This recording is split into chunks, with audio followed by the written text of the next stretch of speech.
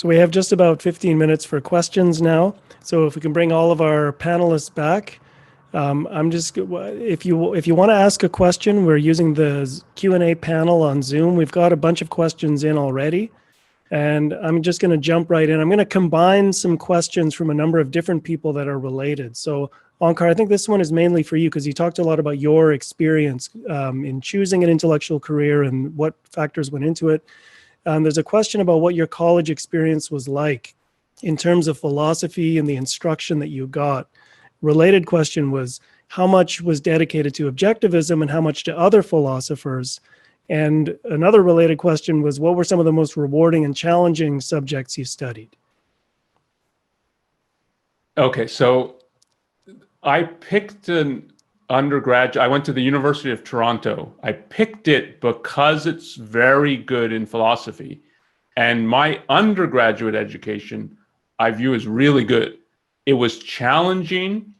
I got C's. So the grading ABC. I got C's on my first essays and papers. And when I got the comments, I said, yeah, this probably deserved a C. My high school wasn't very good, so I didn't know how to write and how to construct an argument. So I learned all these kinds of things in undergraduate school. So if you pick a good undergraduate school, you can learn a lot. And I learned stuff less so in economics because the field's a little stranger. So I learned Keynesian economics, but there's a lot of things wrong in it. And in philosophy, they still have a view. There's competing theories. So you get a broader range. In economics, when I took it as an undergrad, it's not. It's like, here's the answer. And it's not actually an answer. So you don't learn the field nearly as much and the questions.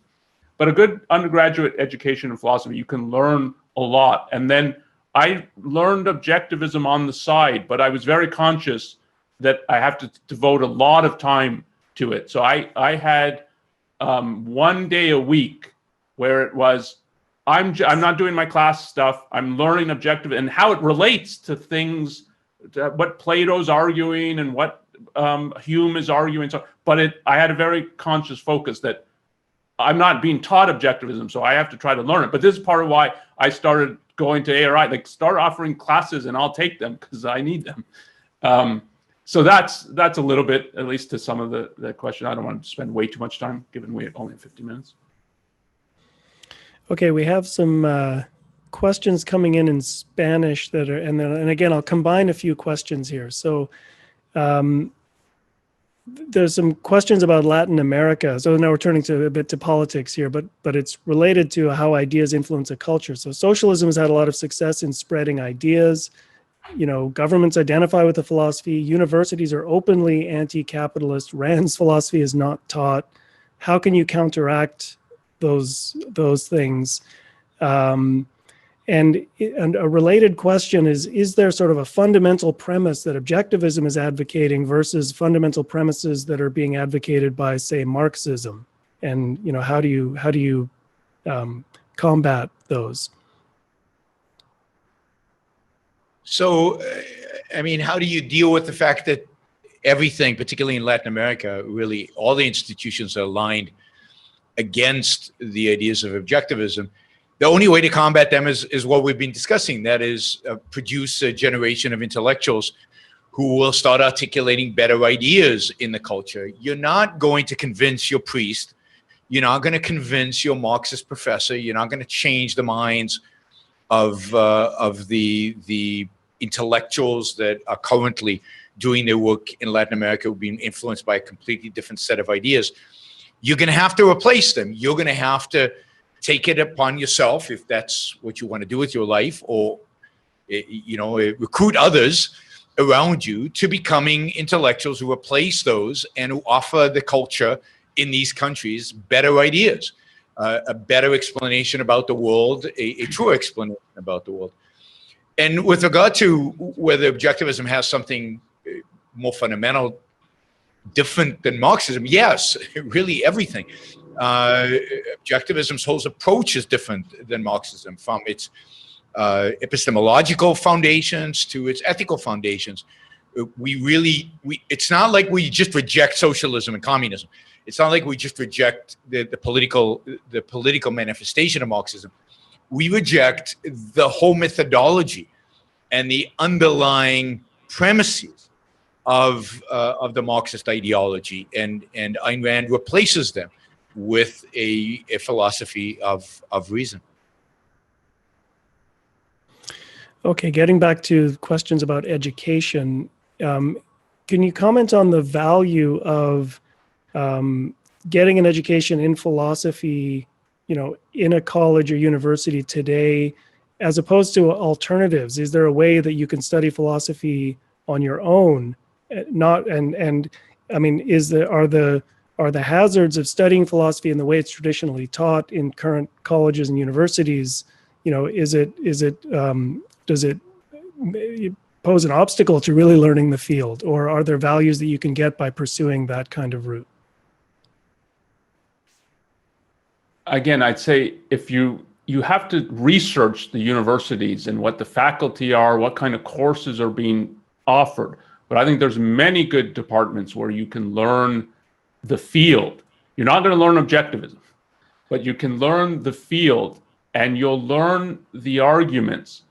So this is not an issue of conclusions. It's the issue of, do you have good arguments for your conclusions?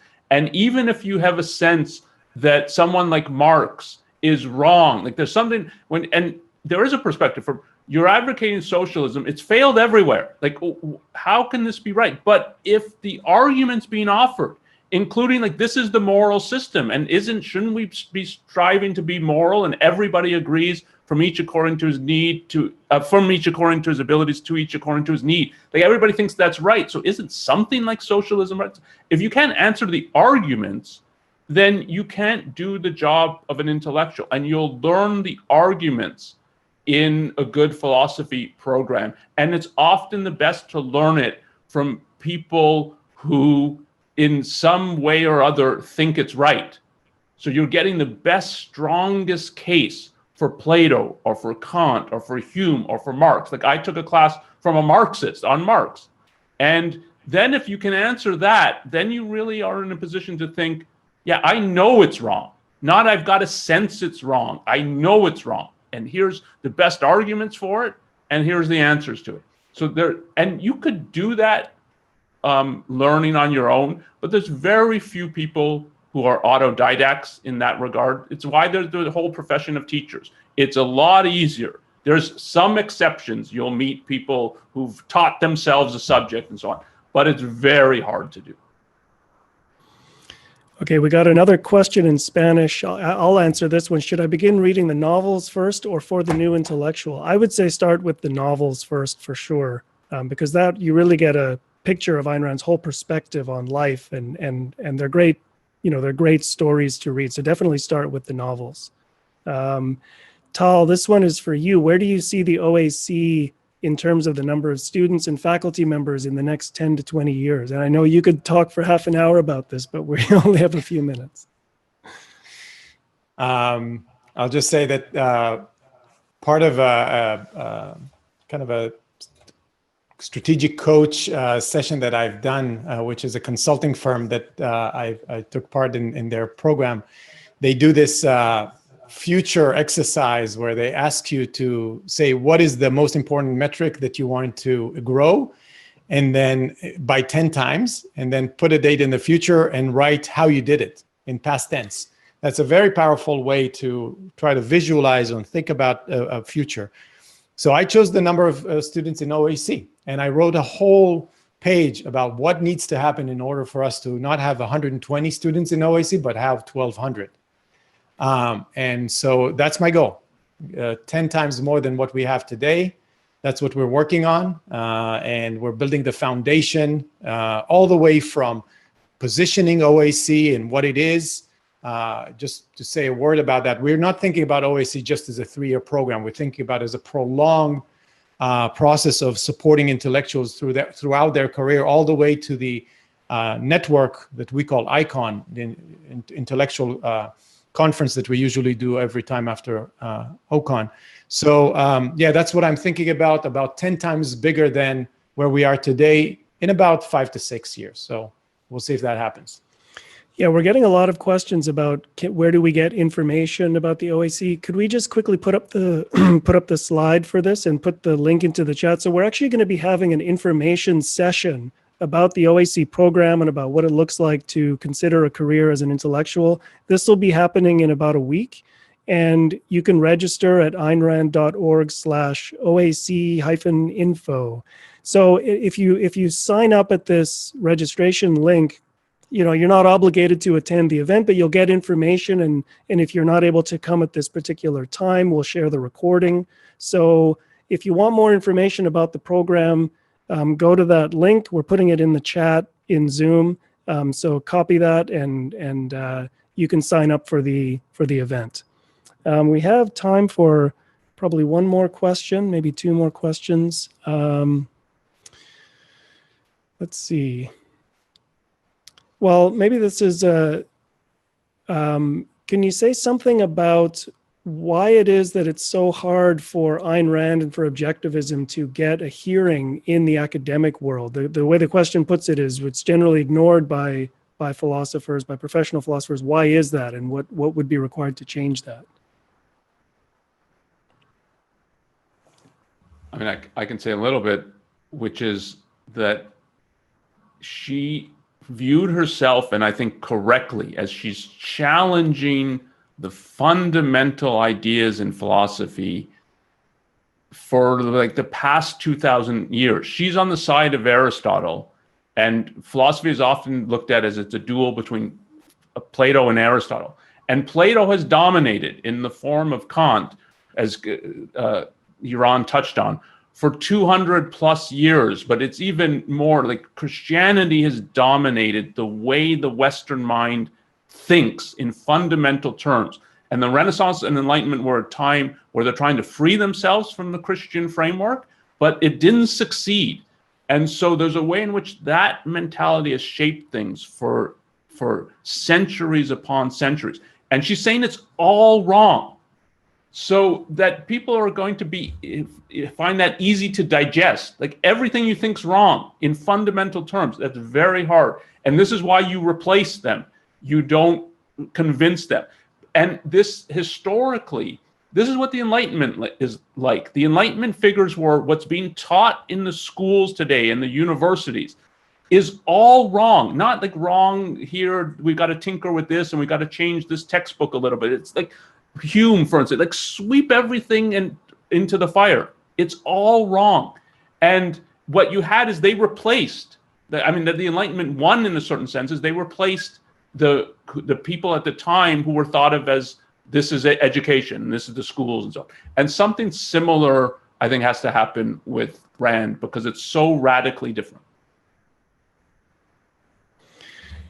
Okay, why don't we make this the final question? How do you think about generalists versus specialists? If you're interested in all subjects, how do you decide to settle on a specialization, and how is this related to philosophy, which is a very broad field? So I'll take this one. So I think for most people, specialization makes sense. It's hard enough to really know a subject in depth without pretending that you know lots of subjects in depth. It's very hard to be able to hold the context of a lot of subjects and going in depth, and very few people actually can go in depth on a lot of subjects. Mostly, I'm a generalist. We know a little bit about a lot of things, but to really change people's minds about a particular topic, you need to be able to know that topic inside out. Now, all intellectuals, no matter whether they're generalists or experts, need to know some philosophy. The philosophers need to, that is their area of expertise.